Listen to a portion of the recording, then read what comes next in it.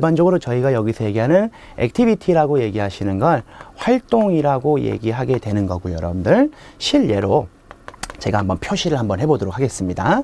지금 여기서 금방 그려드린 요 이벤트라고 하는 걸 저희가 다시 얘기해서 결합점이라고 얘기를 할 텐데요. 시작하는 결합점을 저희가 뭐 개시점 이렇게 얘기하기도 하고 끝나는 결합점을 저희가 종료점 이렇게 얘기를 하기도 합니다. 그러면 요 위에서 저희가 어떻게 표시하느냐를 한번 정리해 보도록 하겠습니다.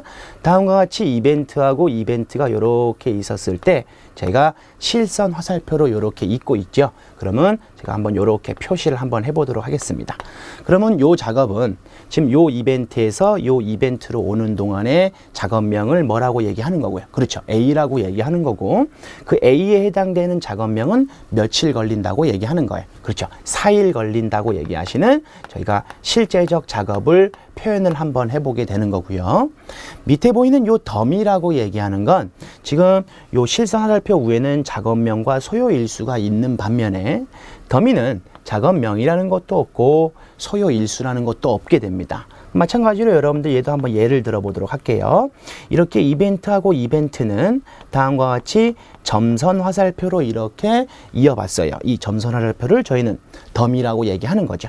근데 얘는 요 위에 아무것도 없고 얘도 없고 이렇게 정리하실 수 있는 겁니다.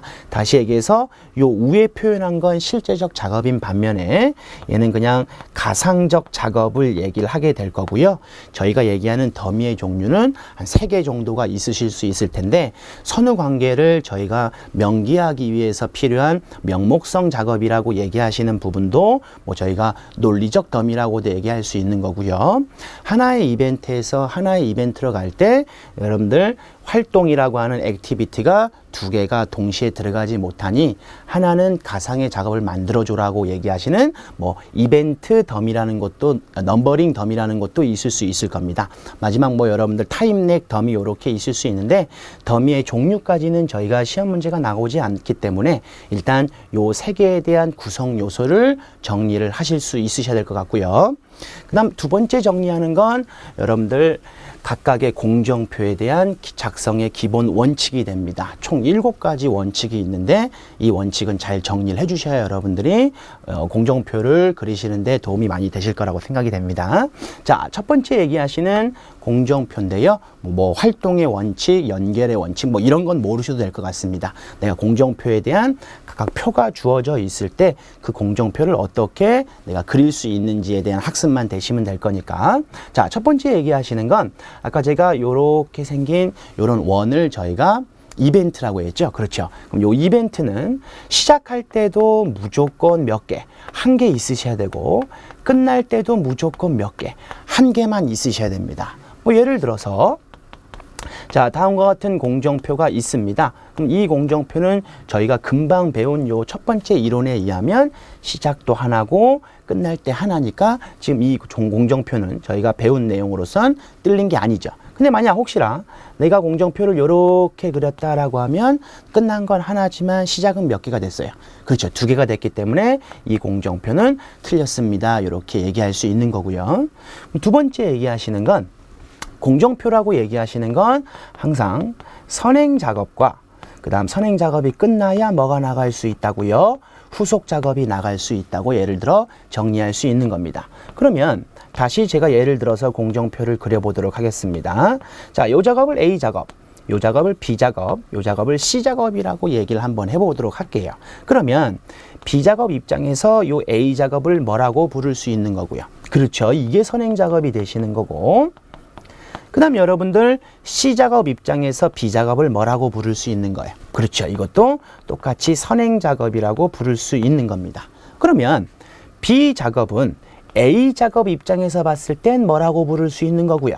그렇죠. 후속 작업이라고 부를 수 있는 거고 B 작업 입장에서 C 작업을 뭐라고 다시 또 일컫습니까? 라고 하면 얘도 마찬가지로 후속 작업이라고 얘기할 수 있는 겁니다.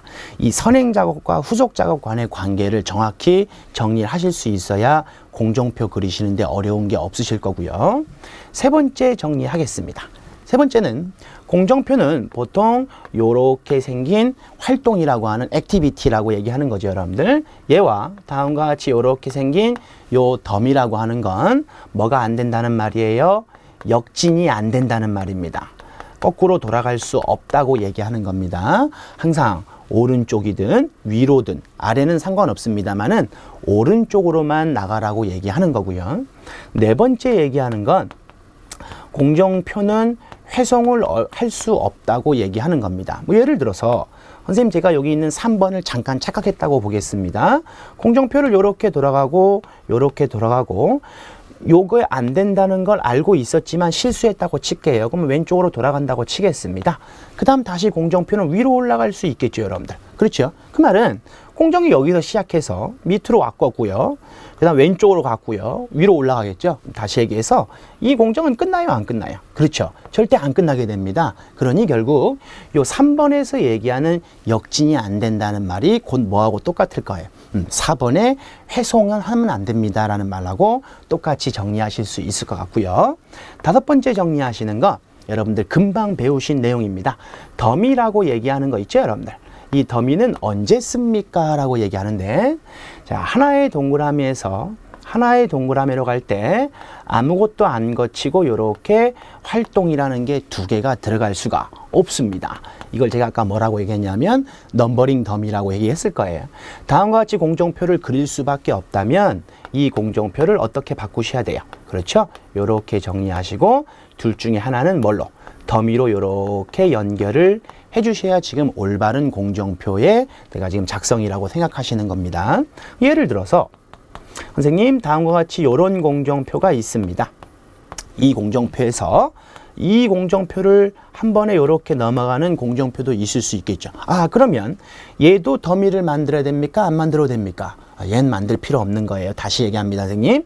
이 공정표 요 이벤트에서 요 이벤트로 넘어갈 때 아무것도 안 거치고 다이렉트로 들어갈 땐 더미를 만들지만 얘는 뭔가 하나 거치면서 들어가고 있기 때문에 굳이 그 작업과 이 작업을 구분하기 위한 더미는 필요 없는 겁니다. 이해되시겠죠? 이렇게 여러분들한테 더미를 설명해 드렸습니다. 그러면 더미라고 얘기하시는 건 불필요한 더미는 저희가 될 수 있으면 안 만드는 게 정답으로 근접할 수 있기 때문에 최소화해서 만드는 작업을 연습을 조금 해주셔야 될 것 같고요. 마지막 7번째 해당되는 건 공정표는 교차할 수 있습니까? 없습니까? 라고 하면 공정표는 교차할 수 있습니다, 여러분들. 근데 가능한 한 교차가 안 되는 방향으로 그릴 수 있다면 교차가 안 되는 쪽으로 그리는 거지 교차는 하면 안 됩니다. 이건 틀린 말입니다. 교차는 시킬 수 있어요. 근데 꼭 필요한 경우에만 교차를 시켜주시고요. 그렇지 않은 경우에는 가능한 한 교차가 안 되는 쪽으로 정리를 좀 부탁을 드리겠습니다. 지금 요 공정표를 저희가 7가지를 배웠는데 요 7가지 중에 여러분들이 조금 조심하셔서 신경을 쓰셔야 되는 부분이 첫 번째가 공정표를 그리기 위한 이 선행 작업과 후속 작업의 관계를 생각하시면 될 것 같고요.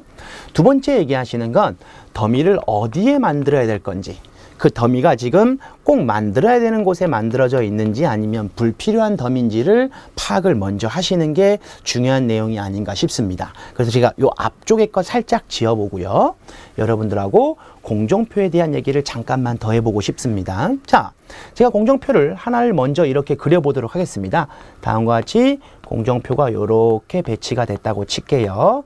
그럼 다음과 같은 해당하는 문제에서 여러분들이 저랑 같이 물론 따라 하셔야 정리가 될 수 있을 겁니다. 이런 공정표를 그려봤다고 하면 각각의 공정표에 해당되는 선행 작업과 후속 작업을 제가 여쭤볼 테니까 여러분들이 어떤 작업이 될지만 마음속으로 한번 얘기해 보시면 될 것 같아요. 자, A, 얘를 B, C, 얘를 D, 얘를 E, 얘를 F 작업, 얘를 G 작업이라고 한번 놔보도록 하겠습니다. 그럼 여러분들 누구의 후속 작업은 누구인지, 그렇죠? 누구의 선행 작업은 누구인지 이 관계가 정확히 명기가 돼야 선생님들이 공정표를 실수 없이 그릴 수 있기 때문에 연습한다고 생각하시면 될 것 같아요. 자, 일단 A 작업의 후속 작업을 부르십시오 라고 하면 다시 얘기해서 A 끝나고 누가 나갈지를 부르면 되는 겁니다. 그렇죠? 보면 A 끝나고 누가 나가요? 그렇죠. D 나갔죠. 자, 여기까지는 여러분들 그냥 공정표 보시면 판단할 수 있겠지만 이제부터가 중요합니다. 더미를 타고 내려와서 다시 이 작업도 나가게 됩니다. 그러니 A 끝나면 2도 나가게 되는 거고요. 다시 뭘 타고 내려와요? 더미 타고 내려오기 때문에 A 작업은 쭉 내려와서 A 끝나고 누가 나가도 되는 겁니까? F 작업이 나가도 되는 겁니다. 그러니까 실선만 볼 게 아니라 더미의 작업도 파악을 잘 해주셔야 되고요. 그럼 반대로 물어보겠습니다, 선생님. 자, G 작업의 선행 작업은 어떻게 됩니까? 라고 얘기하면 누가 완료가 돼야 G가 나갈 수 있는 겁니까? 이걸 물어볼 수 있겠죠.